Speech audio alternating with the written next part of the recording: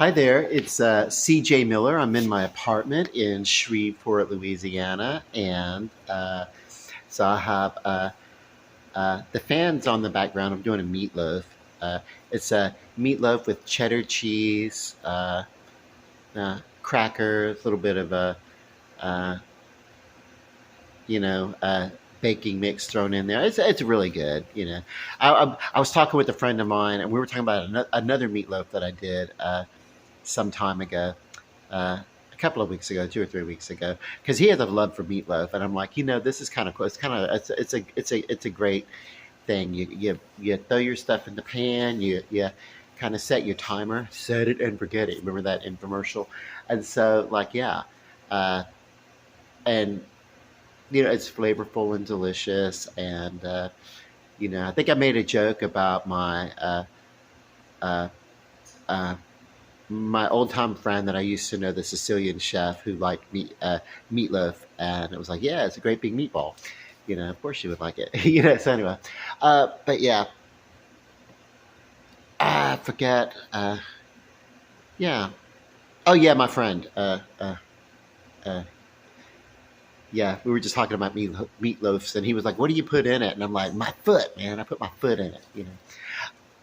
I'm checking my window out here, and then I got a reflection of a tree in that window over there. So it's a small tree, but I'm getting like a lot of luminescence from it uh, because it's kind of like getting those reflections from the glasses in the apartment in the room. So it's kind of cool.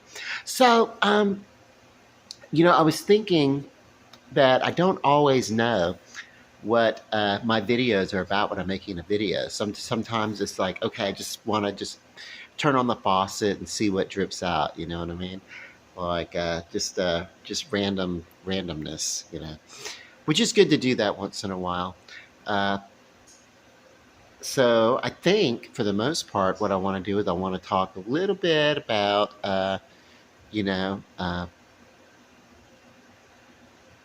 kind of like last year when I started my YouTube account, what I was uh, going through, and I said the YouTube account's been there, but I started to like do personal videos for YouTube when I decided to decline from Facebook.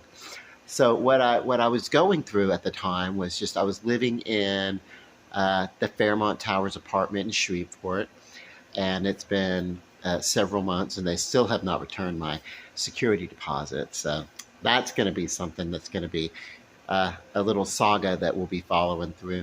I was grateful for the apartment because it was very affordable, but it had a lot of there was a lot of trade off that was really an unreasonable expectation, and so you know we'll we'll be seeing some of that coming up, so that should be an interesting thing.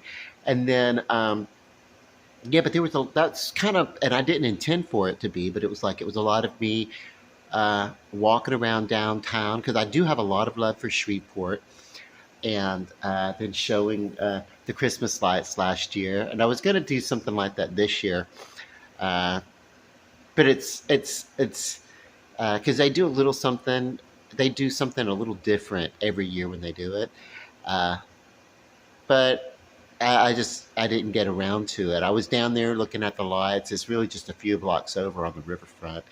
And I even started to do a video, but then I didn't post it, and the time passed, and it was like, I didn't, maybe I still will. Uh, I like to, when I post something, I like the energy to be fresh. I like to just, I don't script, I don't even line up what I think I want to say on these videos a lot of times, you know. Uh, so, but yeah, but that was what I was going through. I was going through manifesting this move, and then I did move a few months ago, and then it was like kind of getting settled in and everything. So, and feeling where the how the situation was going to feel. The apartment, the energy, the everything. Any kind of newness. It does take a moment for me to process it until I can feel the normality of my reality, if that makes any sense. So in the year to come, I'm thinking I want to fixate a little bit, or kind of aim my direction in my desire to find a suitable replacement for Pilgrim's Farm's Blazing Hot Chicken Wings. Now, this was a food that I discovered early on. It's always been a favorite of mine for as long as I discovered it. And then later on, they told me I was diabetic and that I needed to make some dietary and some healthy changes. And one of the things that I did was I really um, kind of went through a moment where I kind of like spent 2 or 3 days just kind of like eating whatever I want, just kind of grieving the food that I feel like I was going to be missing, which, it's like, I don't know why. But the big thing was the side dishes, the potatoes, the mac and cheese, that kind of stuff. I can still have a lot of meat. Even in a meatloaf here, I'm going to get some side and everything. So it hasn't turned out to be the big sacrifice that I thought it was going to be. The changing drinks from a non-sugary drink, I thought that was going to be, tremendously hard for me. I love Coca-Cola, and so, and kind of had an aversion to Diet Coke, just for the taste of it, my ass, right? It used to be their slogan, just for the taste of it. Uh, the taste was like a saccharine aftertaste. So I switched to Coke Zero. I got the same feeling, the same texture, the same carbonation. It took a couple of days, but it was like, wow, okay, now that I've done this for 3 or 4 days, okay, I can do this. I can do this Coke Zero. And then immediately after that, the formula of Coke Zero changed. And remember, they had the black can, and then they switched to the red can with the black Coca-Cola written across it. That was the new. Anyway, so, and it happened so subtly that I barely even noticed it. Like, I already had the new Coke Zero in my home, and I thought maybe they just changed the labeling or something. I didn't even notice it. Uh, and then I noticed that they were talking about it on social media, and there was like, okay, yeah. And people were like, maybe they were iffy about it. But you know what? It's turned out, what they did was they kind of like tamed the flavor a little bit, but it's still very, I love it. I love Coke Zero as much as I loved uh, Coca-Cola original. Uh, you know, they call it the Coke Classic. Does anyone still remember that new Coke business? It was in like 1985 or 86 or something like that, and I think it was 86. And they changed the formula of Coca-Cola, uh, and it was like, oh my God, people were just like, because it's like an American classic, right?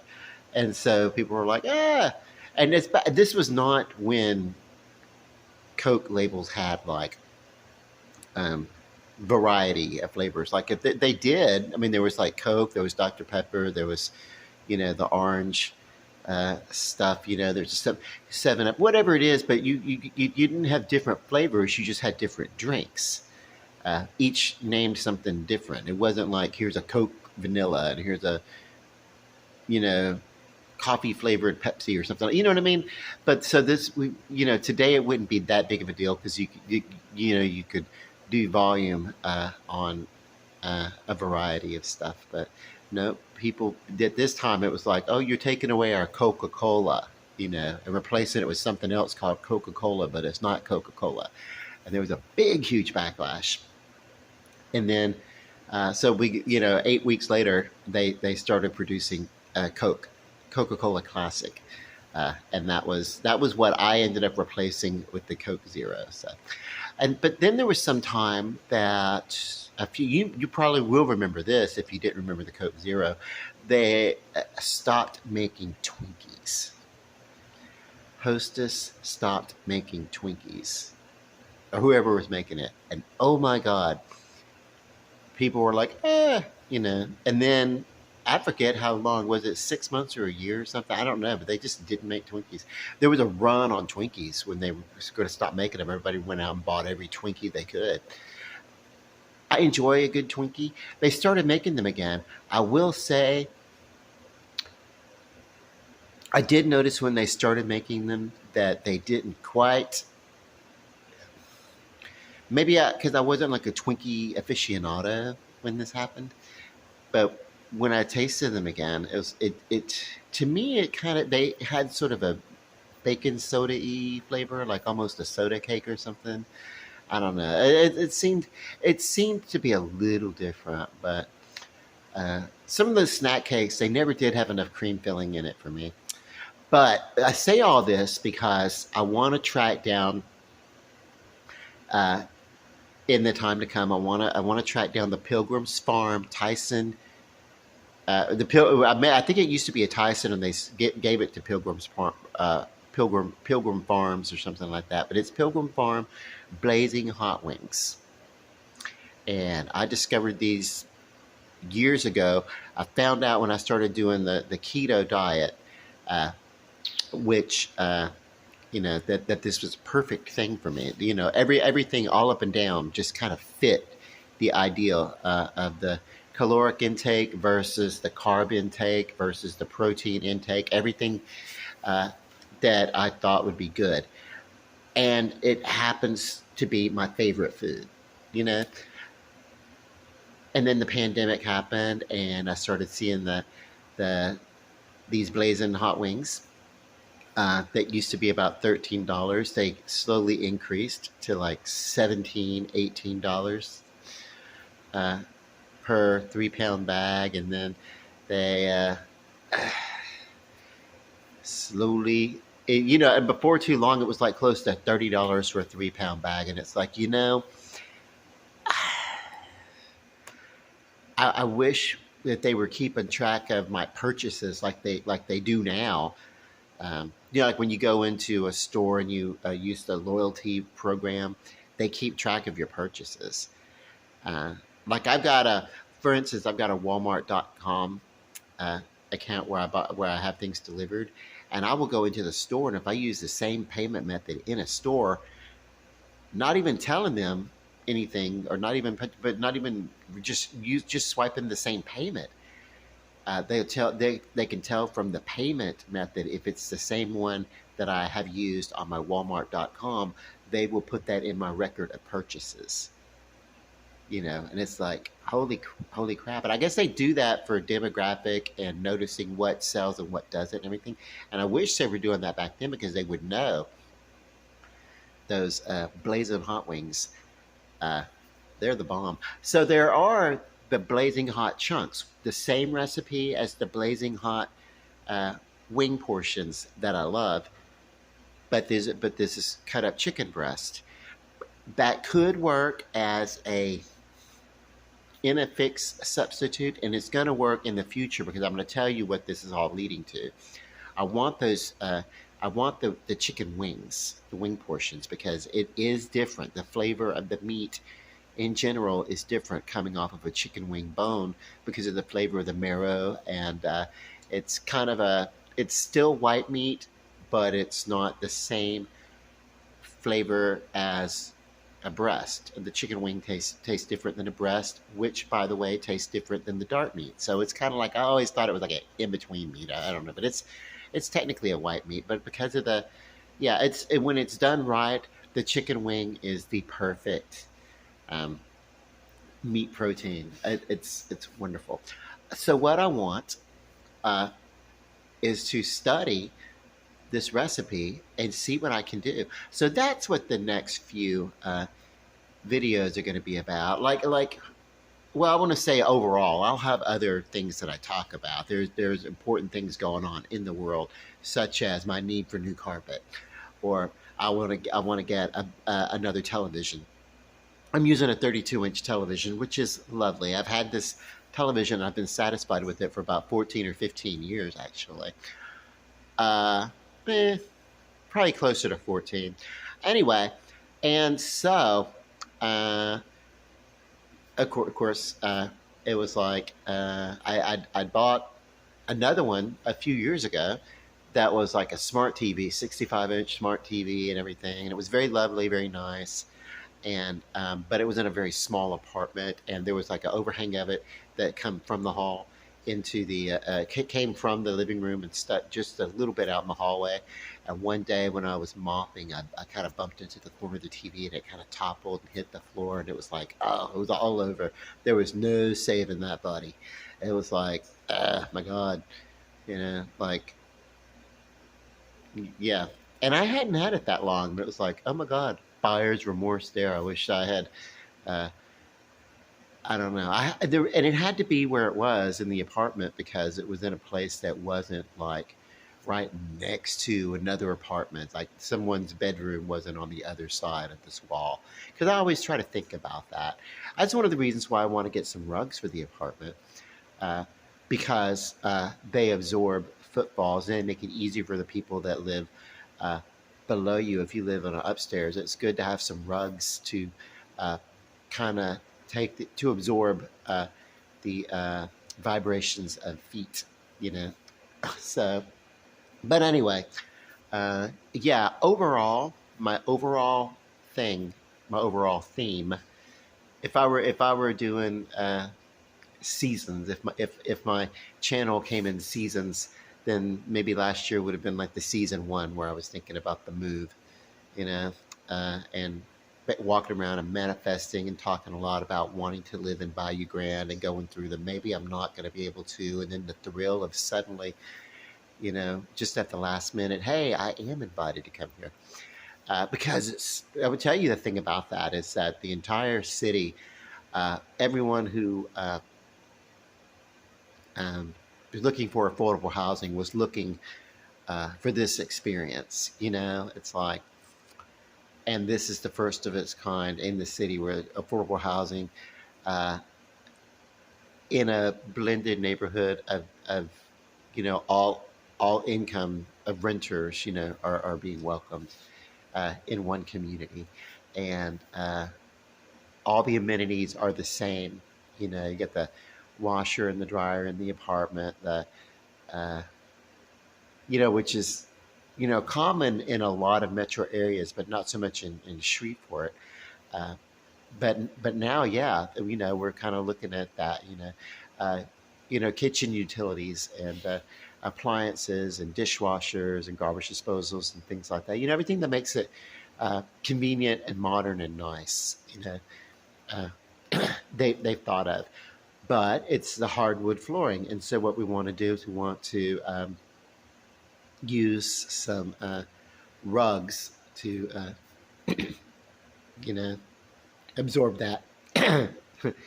but if that was the season one, me thinking about becoming a part of Bayou Grande, this community that I'm in Shreveport, just so close to downtown that it's now being considered part of the downtown community.